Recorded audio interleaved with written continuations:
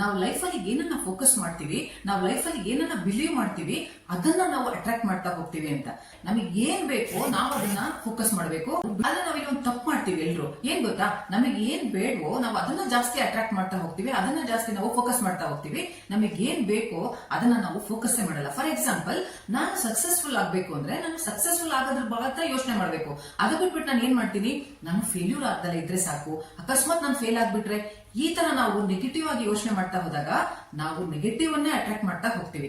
ಅದನ್ನೇ ರೋಂಡಾಬೈನವರು ತಮ್ಮ ಪುಸ್ತಕದಲ್ಲಿ ಹೇಳಿರೋದು, ನಿಮಗೆ ಏನ್ ಫೋಕಸ್ ಮಾಡ್ತೀರಾ ಅದು ಸಿಗುತ್ತೆ, ನೀವೇನ್ ಬಿಲೀಫ್ ಮಾಡ್ತೀರಾ ಅದು ಸಿಗುತ್ತೆ ಅಂತ.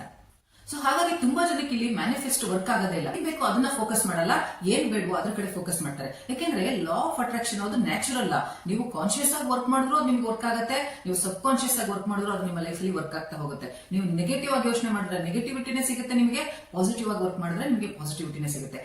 ಇಲ್ಲಿ ಒಂದು ಪ್ರಶ್ನೆ ಬರುತ್ತೆ, ನಮ್ಮ ಲೈಫ್ ಅಲ್ಲಿ ನಮಗೆ ಏನ್ ಬೇಕೋ ಅದನ್ನ ಅಟ್ರಾಕ್ಟ್ ಮಾಡಬೇಕು ಅಂದ್ರೆ ಹಾಗಾದ್ರೆ ನಾವು ಹೇಗೆ ಆ ಬಿಲೀಫ್ ಅನ್ನ ಮತ್ತೆ ನಮ್ಮ ಒಂದು ಫೋಕಸ್ ಅನ್ನ ಅಲೈನ್ಡ್ ಆಗಿ ಇಟ್ಕೊಳ್ಳೋದು ಅಂತ. ಹಾಗಾಗಿ ಯಾಕೆಂದ್ರೆ ನಮ್ಮ ಡಿಸೈರ್ಸ್ ಆಗ್ಲಿ, ನಮ್ಮ ಇಮೋಷನ್ಸ್ ಆಗ್ಲಿ, ನಮ್ಮ ಫೀಲಿಂಗ್ಸ್ ಆಗ್ಲಿ, ಹಾಗೆ ನಮ್ಮ ಬಿಲೀಫ್, ನಮ್ಮ ಫೇತ್ ಆಗ್ಲಿ ಅಲೈನ್ಡ್ ಆಗಿಲ್ಲ ಅಂದ್ರೆ ನೀವು ಎಷ್ಟೇ ಪ್ರಯತ್ನ ಮಾಡಿದ್ರು ನಿಮ್ಮ ಲೈಫ್ ಅಲ್ಲಿ ಲಾ ಆಫ್ ಅಟ್ರಾಕ್ಷನ್ ಆಗಲಿ ಮ್ಯಾನಿಫೆಸ್ಟೇಷನ್ ಆಗಲಿ ವರ್ಕ್ ಆಗಲ್ಲ. ಹಾಗಾಗಿ ನೀವು ಅದನ್ನೆಲ್ಲ ಅಲೈನ್ಡ್ ಆಗಿ ಇಟ್ಕೊಂಡು ನೀವು ಮ್ಯಾನಿಫೆಸ್ಟ್ ಮಾಡಿದ್ರೆ ಮಾತ್ರ ನಿಮ್ಗೆ ರಿಸಲ್ಟ್ ಸಿಗೋದಕ್ಕೆ ಸಾಧ್ಯ ಆಗುತ್ತೆ. ನೀವು ತುಂಬಾ ರಿಚ್ ಆಗ್ಬೇಕು, ತುಂಬಾ ಹಣವನ್ನ ಮಾಡಬೇಕು ಅಂದ್ರೆ ನೀವೇನ್ ಮಾಡ್ತೀರಾ, ಐ ಆಮ್ ರಿಚ್ ಅಂತ ಅಫರ್ಮೇಶನ್ ಹೇಳ್ಕೊಳ್ತೀರಾ. ಆದ್ರೆ ಒಳಗಡೆ ಬಿಲೀಫ್ ಏನಿರುತ್ತೆ, ನಾನು ಜಾಸ್ತಿ ಓದಿಲ್ಲ, ನಾನು ಎಜುಕೇಟೆಡ್ ಅಲ್ಲ, ನನಗೆ ತುಂಬಾ ನಾಲೆಜ್ ಕೂಡ ಇಲ್ಲ, ನಾನು ಹೇಗೆ ಹಣವನ್ನ ಸಂಪಾದನೆ ಮಾಡ್ತೀನಿ, ನಾನು ಹೇಗೆ ರಿಚ್ ಆಗಕ್ಕೆ ಸಾಧ್ಯ ಆಗುತ್ತೆ, ಈ ಒಂದು ಡೌಟ್ ಅನ್ನು ನೀವು ಮನಸ್ಸಲ್ಲಿ ಇಟ್ಕೊಂಡಿರ್ತೀರಾ. ಅವಾಗ ಏನಾಗುತ್ತೆ, ನಿಮ್ಮ ಫೋಕಸ್ ಮತ್ತೆ ನಿಮ್ಮ ಬಿಲೀಫು ಅಲೈನ್ಡ್ ಆಗಿರಲ್ಲ. ಹಾಗಾಗಿ ಆ ಚೈನ್ ಕಟ್ ಆಗ್ಬಿಡುತ್ತೆ, ಲಾ ಆಫ್ ಅಟ್ರಾಕ್ಷನ್ ವರ್ಕ್ ಆಗಲ್ಲ. ಹಾಗಾದ್ರೆ ಇದನ್ನ ನಾವು ಹೇಗೆ ಅಲೈನ್ಡ್ ಮಾಡಿಕೊಂಡು ಹೇಗೆ ನಮ್ಗೆ ಏನ್ ಬೇಕೋ ನಾವು ಅದನ್ನ ಪಡ್ಕೋಬಹುದು ಅನ್ನೋದನ್ನ ಇವತ್ತಿನ ಒಂದು ಟೆಕ್ನಿಕ್ ಅಲ್ಲಿ ನೋಡೋಣ. ಒಂದು ಪವರ್ಫುಲ್ ಸಾಲಿಡ್ ಟೆಕ್ನಿಕ್ ಬಗ್ಗೆ ಇವತ್ತು ನಾವು ಮಾತಾಡ್ತಾ ಇದೀವಿ. ಇದನ್ನ ನೀವು ನಿಮ್ಮ ಡೈಲಿ ಲೈಫ್ ಅಲ್ಲಿ ಪ್ರಾಕ್ಟೀಸ್ ಮಾಡ್ತಾ ಬಂದ್ರೆ 101% ನಿಮ್ಗೆ ಗುಡ್ ರಿಸಲ್ಟ್ ಸಿಗ್ತಾ ಹೋಗುತ್ತೆ. ಯಾಕೆಂದ್ರೆ ಇದು ಅಷ್ಟು powerful technique in law of attraction manifestation ಅಲ್ಲಿ. ಯಾವಾಗ ನಿಮ್ಮ ಸಬ್ ಕಾನ್ಶಿಯಸ್ ಮೈಂಡ್ ನ ರೀಪ್ರೋಗ್ರಾಮಿಂಗ್ ಮಾಡಬೇಕು ಅನ್ನೋ ಸಮಯ ಬರುತ್ತೆ, ಅಂತ ಸಮಯದಲ್ಲಿ ಈ ಒಂದು ಟೆಕ್ನಿಕ್ ಇದೆಯಲ್ಲ, ಇದು ಟಾಪ್ ಅಲ್ಲಿ ನಿಂತ್ಕೊಳ್ಳುತ್ತೆ. ಈ ಟೆಕ್ನಿಕ್ ಗೆ ಅಷ್ಟು ಪವರ್ ಇದೆ, 100% ನಿಮ್ಗೆ ಅದು ವರ್ಕ್ ಆಗೇ ಆಗುತ್ತೆ ಲೈಫ್ ಅಲ್ಲಿ. ಇದು ಯಾವ ಟೆಕ್ನಿಕ್ ಅಂದ್ರೆ ಇದನ್ನ ಮಿರರ್ ಟೆಕ್ನಿಕ್ ಅಂತ ಹೇಳ್ತಾರೆ, ಮಿರರ್ ಮ್ಯಾನಿಫೆಸ್ಟೇಷನ್ ಅಂತಾನೂ ಹೇಳ್ತಾರೆ. ಮಿರರ್ ಟೆಕ್ನಿಕ್ ಅಲ್ಲಿ ನಿಮ್ಮನ್ನ ನೀವು ನೋಡ್ಕೊಳ್ತೀರಾ, ಮುಂದೆ ನೀವು ಏನ್ ಆಗ್ಬೇಕು ಅಂತಿದ್ದೀರಾ ಆ ಒಂದು ಇಮ್ಯಾಜಿನೇಷನ್ ಅನ್ನ ನೀವು ನಿಮ್ಮ ಕಣ್ಣಲ್ಲಿ ನೀವು ನೋಡ್ತೀರಾ. ಅವಾಗ ಏನಾಗುತ್ತೆ, ನಿಮ್ಮ ರೆಟಿಕ್ಯುಲರ್ ಆಕ್ಟಿವೇಟಿಂಗ್ ಸಿಸ್ಟಮ್ ಆಕ್ಟಿವ್ ಆಗುತ್ತೆ. ಹಾಗೆ ನಿಮ್ ಸಬ್ ಕಾನ್ಶಿಯಸ್ ಮೈಂಡ್ ಗೆ ನೀವು ಸಿಗ್ನಲ್ಸ್ ಕೊಡ್ತಾ ಹೋಗ್ತೀರಾ. ನಾನು ಇದಾಗಬೇಕು, ನಾನು IPS ಆಫೀಸರ್ ಆಗ್ಬೇಕು, ನಾನು IAS ಆಫೀಸರ್ ಆಗ್ಬೇಕು, ನಾನು ಇಂಜಿನಿಯರ್ ಆಗ್ಬೇಕು, ನಾನು ಡಾಕ್ಟರ್ ಆಗ್ಬೇಕು, ನನ್ಗೆ ಒಳ್ಳೆ ಜಾಬ್ ಬೇಕು, ನಾನು ದೊಡ್ಡ ಬಿಸ್ನೆಸ್ ಮ್ಯಾನ್ ಆಗ್ಬೇಕು, ನಾನು ತುಂಬಾ ರಿಚ್ ಆಗ್ಬೇಕು, ನಾನು ತುಂಬಾ ಹಣನ ಸಂಪಾದನೆ ಮಾಡಬೇಕು. ಇದೆಲ್ಲ ನಿಮ್ಮ ಅಫರ್ಮೇಷನ್ಸ್, ನಿಮ್ಮ ಇಮ್ಯಾಜಿನೇಷನ್ ಏನಿದೆ ಇದಕ್ಕೆ ಒಂದು ರೂಟ್ ಸಿಗ್ತಾ ಹೋಗುತ್ತೆ. ಹಾಗೆ ಈ ಒಂದು ಟೆಕ್ನಿಕ್ ಅನ್ನ ನೀವು ಮಾಡುವಾಗ ಏನಾಗುತ್ತೆ, ನಿಮ್ಮನ್ನ ನೀವು ನೋಡ್ಕೊಂಡಾಗ ಇದು ಸಾಲಿಡ್ ವೈಬ್ರೇಷನ್ ಕ್ರಿಯೇಟ್ ಮಾಡುತ್ತೆ. ಎಂಥ ವೈಬ್ರೇಷನ್ ಕ್ರಿಯೇಟ್ ಮಾಡುತ್ತೆ ಅಂದ್ರೆ ನೀವು ಏನೇ ಅಫರ್ಮೇಷನ್ ಹೇಳಿದ್ರು ಅದು ಯೂನಿವರ್ಸ್ಗೆ ಇಮಿಡಿಯೇಟ್ ಆಗಿ ರೀಚ್ ಆಗಂತ ಒಂದು ವೈಬ್ರೇಷನ್ ಕ್ರಿಯೇಟ್ ಆಗುತ್ತೆ. ಹಾಗಾಗಿ ಇದನ್ನ ಮೋಸ್ಟ್ ಪವರ್ಫುಲ್ ಟೆಕ್ನಿಕ್ ಅಂತಾನು ಹೇಳ್ತಾರೆ. ಹಾಗಾದ್ರೆ ಇದನ್ನ ಹೇಗೆ ಮಾಡೋದು ಅಂದ್ರೆ, ಮೊಟ್ಟ ಮೊದಲನೇದಾಗಿ ನೀವು ಒಂದು ಶಾಂತವಾಗಿರೋ ಒಂದು ಜಾಗನ ಹುಡುಕೋಬೇಕಾಗತ್ತೆ. ಮನೆಯಲ್ಲಿ ಒಂದು ನಿಮ್ಮ ರೂಮ್ ಅಲ್ಲಿ ಇರ್ಬೋದು, ಇಲ್ಲ ಹಾಲ್ ಅಲ್ಲಿ ಇರ್ಬೋದು, ಇಲ್ಲ ವಾಶ್ರೂಮ್ ಅಲ್ಲಿ ಇರ್ಬೋದು, ಎಲ್ಲಿ ನೀವು ಮಿರರ್ ಅನ್ನ ಹಾಕಿರ್ತೀರಾ ಆ ಮಿರರ್ ಹತ್ರ ನೀವು ಹೋಗಿ ನಿಂತ್ಕೋಬೇಕಾಗತ್ತೆ. ನಿಮ್ಮ ಕಣ್ಣಲ್ಲಿ ಕಣ್ಣಿಟ್ಟು ನೋಡ್ಕೋಬೇಕಾಗತ್ತೆ. ನೀವು ಅನ್ಕೋಬಹುದು ಡೈಲಿ ನಾನು ಮಿರರ್ ನ ನೋಡ್ತೀನಿ, ಮೇಕಪ್ ಮಾಡ್ಕೊಳ್ತೀನಿ, ಡ್ರೆಸ್ ಮಾಡ್ಕೊಳ್ತೀನಿ ಅಂತ. ಆದ್ರೆ ಹಾಗೆ ನೋಡ್ಕೊಳ್ಳೋದಕ್ಕೂ ಕಾನ್ಶಿಯಸ್ ಆಗಿ ನಿಮ್ಮ ಇಮೇಜ್ ಅನ್ನ ನೀವು ನೋಡ್ಕೊಳ್ಳೋದಕ್ಕೂ ತುಂಬಾ ಡಿಫ್ರೆನ್ಸ್ ಇದೆ.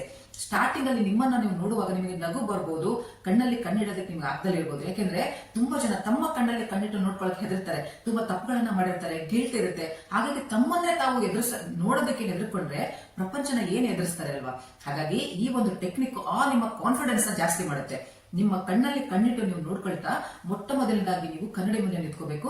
ಅದಕ್ಕಿಂತ ಮೊದಲು ನೀವು ಅಫರ್ಮೇಷನ್ ಫ್ರೇಮ್ ಮಾಡ್ಕೊಂಡಿರ್ಬೇಕು. ನೀವು ಏನ್ ಬಯಸ್ತಾ ಇದ್ದೀರಾ ಲೈಫ್ ಅಲ್ಲಿ, ನೀವು ಏನ್ ಮ್ಯಾನಿಫೆಸ್ಟ್ ಮಾಡಬೇಕು, ಏನ್ ಅಟ್ರಾಕ್ಟ್ ಮಾಡ್ಕೋಬೇಕು ಅಂತಿದ್ದೀರಾ, ಆ ಒಂದು ಅಫರ್ಮೇಷನ್ ಅನ್ನು ನೀವು ಫಸ್ಟೇ ಫ್ರೇಮ್ ಮಾಡ್ಕೋಬೇಕು. ಅದು ಪ್ರೆಸೆಂಟ್ ಟೆನ್ಸ್ ಅಲ್ಲಿ ಇರಬೇಕು. ಈಗ ನೀವು ಜಾಬ್ ನ ಅಫರ್ಮೇಷನ್ ಮಾಡ್ತಿದ್ದೀರಾ ಅಂದ್ರೆ, I am working in Infosys as a software engineer and I am drawing 5 lakhs rupees per month. ನಾನು ಈಗಾಗಲೇ ಇನ್ಫೋಸಿಸ್ ಅಲ್ಲಿ ಸಾಫ್ಟ್ವೇರ್ ಇಂಜಿನಿಯರ್ ಆಗಿ ಕೆಲಸ ಮಾಡ್ತಾ ಇದ್ದೀನಿ. ಹಾಗೆ ನಾನು ಎವ್ರಿ ಮಂತ್ 5 ಲಕ್ಷನ ಸ್ಯಾಲರಿ ತಗೋತಾ ಇದ್ದೀನಿ. ಈ ತರ ನೀವು ಪ್ರೆಸೆಂಟ್ ಟೆನ್ಸ್ ಅಲ್ಲಿ ಅಫರ್ಮೇಷನ್ ಫ್ರೇಮ್ ಮಾಡ್ಕೋಬೇಕು. ಆ ಅಫರ್ಮೇಷನ್ ಅನ್ನ ನಿಮ್ಮ ಕಣ್ಣಲ್ಲಿ ಕಣ್ಣಿಟ್ಟು ನೋಡ್ತಾ ಕನ್ಸಿಸ್ಟೆಂಟ್ ಆಗಿ ಹೇಳ್ಕೋಬೇಕಾಗುತ್ತೆ. ಎಷ್ಟೊತ್ತು ಮಾಡ್ಬೇಕು ಇದನ್ನ ಅಂದ್ರೆ ಜಸ್ಟ್ 5 to 10 minutes ಮಾಡ್ಬೇಕು. ಯಾವಾಗ ಮಾಡ್ಬೇಕು, ಮಾರ್ನಿಂಗ್ ಅಲ್ಲೇ ಮಾಡ್ಬೇಕು. ಯಾಕೆಂದ್ರೆ ಮಾರ್ನಿಂಗ್ ನಾವ್ ಎದ್ದಾಗ ನಮ್ಮ ಮೈಂಡ್ ತುಂಬಾ ಫ್ರೆಶ್ ಆಗಿರುತ್ತೆ, ತುಂಬಾ ನಾವು ನೆಗೆಟಿವ್ ನ ಕನ್ಸ್ಯೂಮ್ ಮಾಡಿರಲ್ಲ, ಫ್ರೆಶ್ ಆಗಿರ್ತೀವಿ, ಮೈಂಡ್ ಕೂಡ ಶಾಂತವಾಗಿರುತ್ತೆ. ಹಾಗಾಗಿ ಆ ಟೈಮಲ್ಲಿ ನೀವು ಏನೇ ಅಫರ್ಮೇಶನ್ ಹೇಳ್ಕೊಂಡ್ರು, ಯಾವುದೇ ಟೆಕ್ನಿಕ್ ನ ಫಾಲೋ ಮಾಡಿದ್ರು ಇಡೀ ದಿನ ನಿಮ್ಗೆ ಅದು ವರ್ಕ್ ಆಗ್ತಾ ಹೋಗುತ್ತೆ. ಇಡೀ ದಿನ ಪಾಸಿಟಿವ್ ಆಗಿರ್ತೀರಾ, ಹಾಗೆ ಪ್ರೊಡಕ್ಟಿವಿಟಿನೂ ನಿಮಗೆ ತುಂಬಾ ಚೆನ್ನಾಗಿ ಸಿಗ್ತಾ ಹೋಗುತ್ತೆ. ಆ ಟೈಮಲ್ಲಿ ನೀವು ವಿಜುವಲೈಸ್ ಮಾಡಬೇಕು, ಮತ್ತೆ ಆ ಒಂದು ಫೀಲಿಂಗ್ಸ್ ಮತ್ತೆ ಎಮೋಷನ್ಸ್ ಕೂಡ ಇರಬೇಕು. ಯಾವುದೇ ಡೌಟ್ ಮನಸ್ಸಲ್ಲಿ ಇರಬಾರ್ದು. ನೀವು ಈಗಾಗಲೇ ಏನ್ ಆಗ್ಬೇಕು ಅಂತಿದ್ದೀರಾ ಆ ಪಿಕ್ಚರ್ ನಿಮ್ಮ ಕಣ್ಮುಂದೆ ಇರಬೇಕು. ಅದನ್ನ ವಿಜುವಲೈಸ್ ಮಾಡ್ತಾ ಗ್ರಾಟಿಟ್ಯೂಡ್ ನ ಇಟ್ಕೊಂಡು ಮತ್ತೆ ಪಾಸಿಟಿವ್ ಫೀಲಿಂಗ್ಸ್ ಮತ್ತೆ ವೈಬ್ರೇಷನ್ ನ ಇಟ್ಕೊಂಡು ಓವರಲ್ ಆಗಿ ನಿಮ್ಮ ಅಫರ್ಮೇಶನ್ಸ್ ನ 5 to 10 minutes ಕಂಟಿನ್ಯೂಸ್ ಆಗಿ ಹೇಳಿ. ಇದನ್ನ ನೀವು ಎಷ್ಟು ದಿನ ಮಾಡಬೇಕು ಅಂದ್ರೆ 30 days ಮಾಡಿ. 30 days ಮಾಡಿದಾಗ ನಿಮಗೆ ಅದನ್ನ ಹೇಳ್ತಾ ಹೇಳ್ತಾ ನೀವು ಯಾವ್ದೋ ಪ್ರಪಂಚದಲ್ಲಿ ಇದೀನಿ ಅಂತ ನಿಮಗೆ ಅನ್ಸೋದಕ್ಕೆ ಶುರು ಆಗುತ್ತೆ. ನಾನು ಇಲ್ಲಿಲ್ಲ, ಬೇರೆ ಯಾವ್ದೋ ಪ್ರಪಂಚದಲ್ಲಿ ಇದೆ, ನಿಮ್ಮ ಫ್ಯೂಚರ್ ನೀವು ಹೋಗಿರ್ತೀರಾ. ಅಷ್ಟು ವೈಬ್ರೇಷನ್ಸ್ ನಿಮಗೆ ಕ್ರಿಯೇಟ್ ಆಗ್ತಾ ಹೋಗುತ್ತೆ, ಅಂತ ಒಳ್ಳೆ ಫೀಲಿಂಗ್ ಬರ್ತಾ ಹೋಗುತ್ತೆ.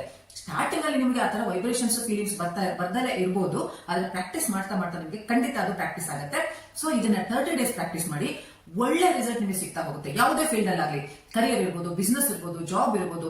ಎಸ್ಪೆಷಲಿ ಸ್ಟೂಡೆಂಟ್ಸ್ ನಾನು ಇದನ್ನ ಪ್ರಿಫರ್ ಮಾಡ್ತೀನಿ. ಯಾಕೆಂದ್ರೆ ತುಂಬಾ ಸ್ಟೂಡೆಂಟ್ಸ್ ಲೋ ಕಾನ್ಫಿಡೆನ್ಸ್ ಅಲ್ಲಿ ಇರ್ತಾರೆ, ಪ್ರಾಜೆಕ್ಟ್ ನ ಸಬ್ಮಿಷನ್ ಮಾಡಕ್ ಆಗಲ್ಲ, ಅವ್ರಿಗೆ ಸೆಮಿನಾರ್ ನ ಅಟೆಂಡ್ ಮಾಡಕ್ ಆಗ್ತಾ ಇರಲ್ಲ, ಹೋಗಿ ಸ್ಟೇಜ್ ಮೇಲೆ ಇಟ್ಕೊಂಡು ಮಾತಾಡಕ್ಕಾಗಲ್ಲ, ಟೀಚರ್ಸ್ ನ ಎದುರಿಸಕ್ಕಾಗಲ್ಲ, ಓದಿದ್ದು ನೆನಪಿರಲ್ಲ. ಇಂಥ ಸಮಯದಲ್ಲಿ ಏನಾಗುತ್ತೆ, ನೀವು ಟೆಕ್ನಿಕ್ ನ ಯೂಸ್ ಮಾಡಬೇಕು. ಕನ್ನಡಿ ಮುಂದೆ ನಿಂತ್ಕೊಂಡು ನೀವು ಅದನ್ನ ಪ್ರಾಕ್ಟೀಸ್ ಮಾಡ್ತಾ ಇರಬೇಕು. ಬುಕ್ ಹಿಡ್ಕೋಬೇಕು. ನಿಮಗೆ ಮೆಮೊರಿ ಪವರ್ ತುಂಬಾ ಸ್ವಲ್ಪ ಲೋ ಇದ್ರೆ ಪುಸ್ತಕನ ಓದ್ತಾ ಓದ್ತಾ ನಿಮ್ಮನ್ನ ನೀವು ನೋಡ್ಕೋಬೇಕು. ನಿಮ್ಮ ಬಾಯಿಂದನೇ ಪದಗಳು ಬಂದಾಗ, ನಿಮ್ಮ ಕಿವಿಗೆ ಹೋದಾಗ ಅದು ಮೆಮೊರಿನಲ್ಲಿ ಸ್ಟೋರ್ ಆಗುತ್ತೆ. ಎಕ್ಸಾಮ್ ಬರೆಯೋದಕ್ಕೆ ನಿಮಗೆ ತುಂಬಾ ಈಸಿ ಆಗುತ್ತೆ. ಇದೇ ತರ ಈ ಮಿರರ್ ಟೆಕ್ನಿಕ್ ನಿಮ್ಮ ಲೈಫ್ ಅಲ್ಲಿ ನೀವು ಪ್ರಾಕ್ಟೀಸ್ ಮಾಡ್ತಾ ಬಂದ್ರೆ 100% ನಿಮಗೆ ಒಳ್ಳೆ ರಿಸಲ್ಟ್ ಸಿಗ್ತಾ ಹೋಗುತ್ತೆ. ನೀವ್ ಏನ್ ಮ್ಯಾನಿಫೆಸ್ಟ್ ಮಾಡ್ಬೇಕು ಅಂತಿದ್ದೀರಾ, ಏನ್ ಅಟ್ರಾಕ್ಟ್ ಮಾಡ್ಬೇಕು ಅಂತಿದ್ದೀರಾ, ಅದೆಲ್ಲ ನಿಮಗೆ ಅಟ್ರಾಕ್ಟ್ ಆಗ್ತಾ ಹೋಗುತ್ತೆ. ಸೊ ಹಾಗಾಗಿ ಇದನ್ನ 5 to 10 minutes ಡೈಲಿ ಪ್ರಾಕ್ಟೀಸ್ ಮಾಡಿ. ನಿಮ್ಮ ರೆಟಿಕ್ಯುಲರ್ ಆಕ್ಟಿವೇಟಿಂಗ್ ಸಿಸ್ಟಮ್ ಏನಿದೆ ಅದು ಆಕ್ಟಿವ್ ಆಗುತ್ತೆ. ನಿಮ್ಮ ಸಬ್ ಕಾನ್ಶಿಯಸ್ ಮೈಂಡ್ ರಿಪ್ರೋಗ್ರಾಮಿಂಗ್ ಆಗುತ್ತೆ. ನಿಮ್ಮ ಒಂದು ಆಸೆ ಏನಿದೆ, ನಿಮ್ಮ ಡಿಸೈರ್ ಏನಿದೆ, ಅದು ಡಿಸೈರು, ಬಿಲೀಫು, ನಿಮ್ಮ ವೈಬ್ರೇಷನ್, ಫೀಲಿಂಗು ಎಲ್ಲ ಅಲೈನ್ಡ್ ಆಗ್ತಾ ಹೋಗುತ್ತೆ. ನೀವೇನ್ ಅನ್ಕೊಂಡಿದ್ದೀರಾ ಅದನ್ನ ಸಾಧಿಸ್ತೀರಾ.